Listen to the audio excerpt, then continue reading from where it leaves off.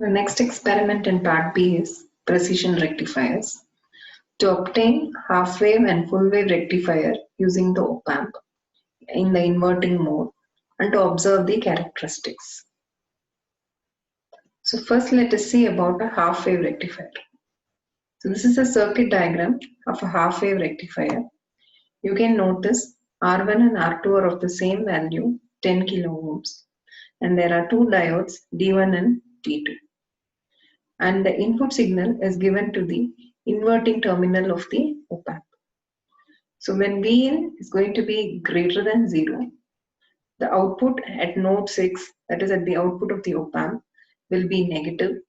As a result, diode D2 will be reverse biased and my output V0 will be 0.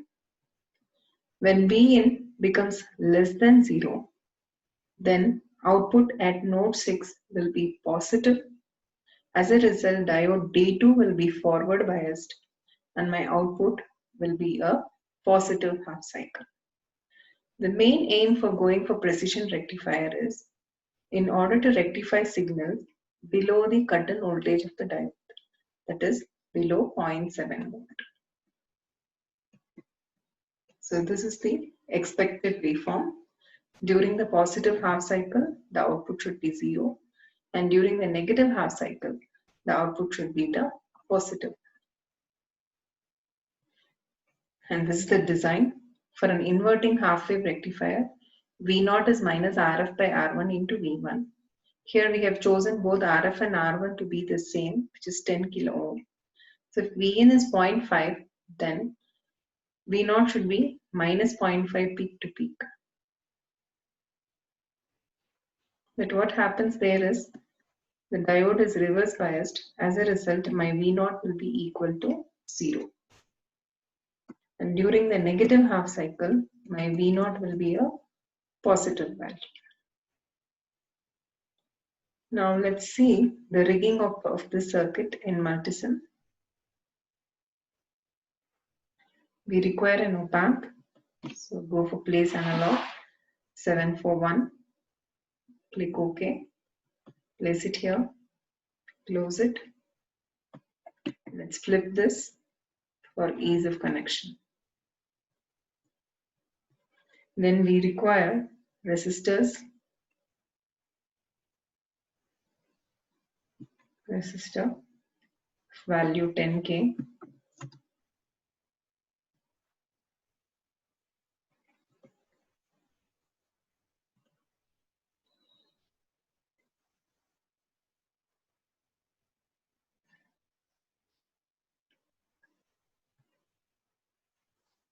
And another resistor of value 5.6K.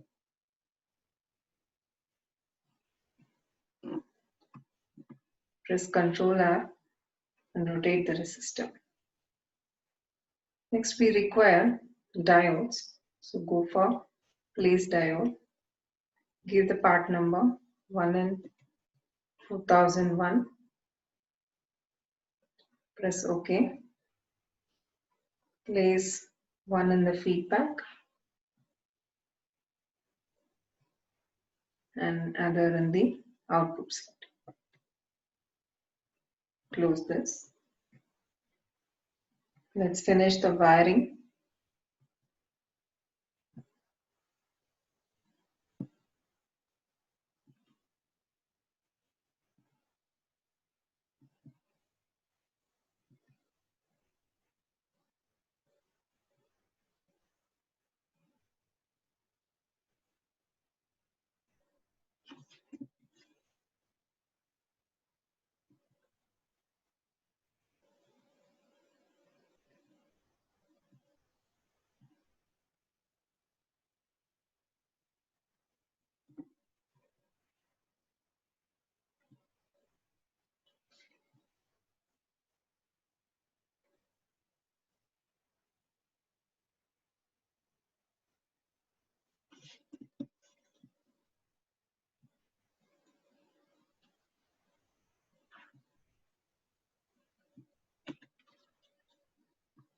We need to place the sources, then the grounds.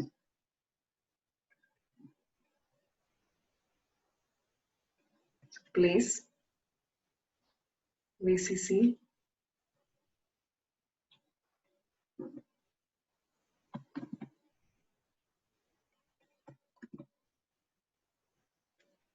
and VEE connected to the 7th and then the 4th pin respectively.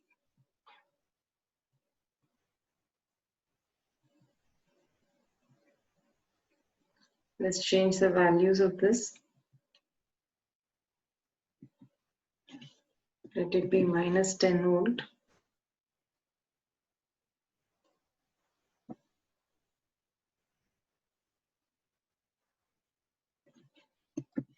Let this be plus 10 volt.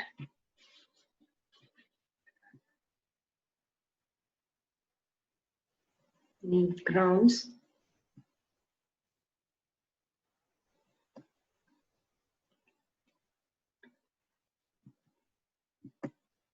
The input is provided using a function generator.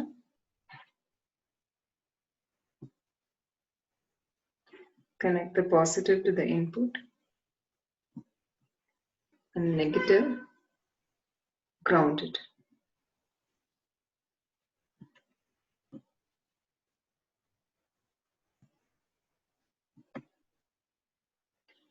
To observe the output, you can take an oscilloscope, connect the A channel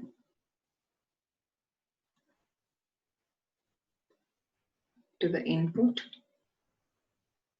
and positive of channel B to the output.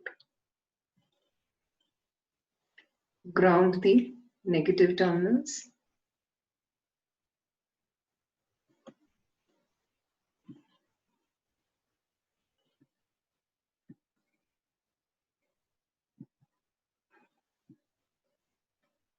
Now we need to change the input in the function generator. So let this be the line frequency 50 Hz. And let's take this to be 100 millivolt peak. So it should be less than the cut-in voltage of the diode. So let's assume 100 millivolt peak.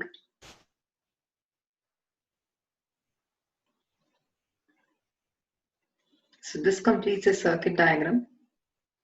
Let's try simulating this particular circuit.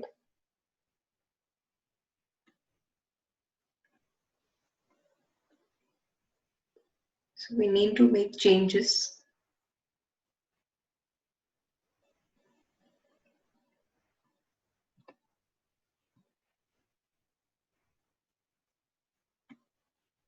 So channel A is my input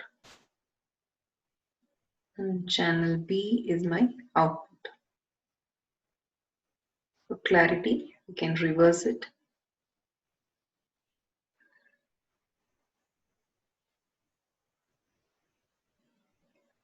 You can notice here, during the positive half cycle, the output is 0, and during the negative half cycle of my input, the output is the positive half.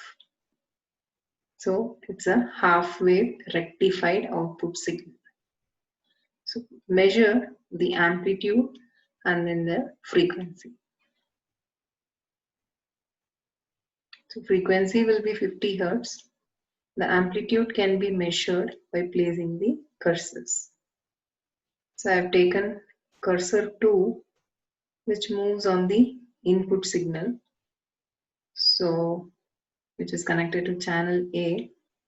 You can see here the voltage is minus 99.933 millivolt, approximately 100 millivolt peak. Similarly, in the positive direction, it's 99.994, approximately 100 millivolt peak. Same is the value on the output signal also.